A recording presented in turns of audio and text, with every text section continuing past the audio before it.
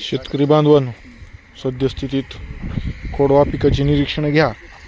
आता खोडव्याचे जे आहे ते उगवून आलेले जे काही पोंगे आहेत, तर त्या ठिकाणी पोंगेमर होईल. त्याचं प्रमुख कारण जे आहे तर दोन गोष्टींमुळं पोंगेमर मोठ्या प्रमाणामध्ये आपल्या भागामध्ये निदर्शनास येईल. ही जी आळी दिसत आहे तर ही आळी आहे लवकर येणाऱ्या खोडकिडीची आळी आहे ही. आणि दुसरी एक आळी आहे जी पॉलिफॅगस पेस्ट आहे, ती गहू पिकामध्ये पण येते आणि आपल्या ह्या ऊस पिकामध्ये सुद्धा येते. तर ही जी आळी आहे तर ही आहे लवकर येणारी खोडकीड. आणि दुसरी, आता हिची जर निरीक्षणं घेतले तर समोर तोंडाच्या भागामध्ये आपल्याला अशा काळ्या रंगाचे जे आहे ते छटा जे आहे ते दिसतात. आणि हिच्या आळीच्या अंगावर जे आहे म्हणजे थोडीशी पांढरुकी पिवळसर अशी ही आळी आहे. Dot dot dot dot J आहे ते विटकरी रंगाचे आपल्याला जे आहे ते काळसर विटकरी रंगाचे जे आहे ते दिसतात.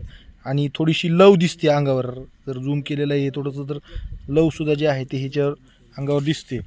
तर ही एक आळी. आणि दुसरी एक आळी जी आहे ती थोडीशी गुलाबी रंगाची असते आणि ती गुलाबी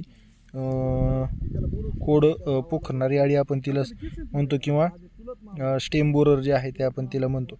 तर ह्या दोन आळ्यांमुळं जे आहे ते ऊस पिकामध्ये जे आहे ते सद्यस्थितीत पोंगेमर मोठ्या प्रमाणामध्ये जे आहे ते व्हायलेले आहे. अशा ठिकाणी जे आहे ते आपण क्लोरॅन्ट्रिप्रोल नावाचा घटक असलेलं जे कीटकनाशक आहे तर ते एकतर दाणेदार स्वरूपात आपण खतामध्ये पेरून देऊ शकतो, अथवा आपल्याला जर फवारणी करायची असेल तर कोराजन नावानं किंवा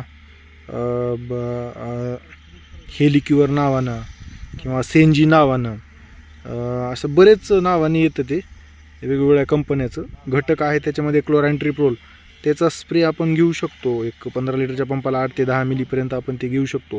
किंवा ठिबक असेल तर ठिबकद्वारे सुद्धा आपण 200 लिटर पाण्यामध्ये कमीत कमी 100 जास्तीत जास्त 150 मिली प्रति एकर याप्रमाणे 200 लिटर पाण्यामध्ये जर हे कोराजन चांगलं कालवलं, म्हणजे क्लोरॅन्ट्रिप्रोल चांगलं कालवला आणि ठिबकद्वारे जर सोडून दिला तर ह्या किडीचं जे आहे ते आपण बंदोबस्त जे आहे ते त्या ठिकाणी करू शकतो.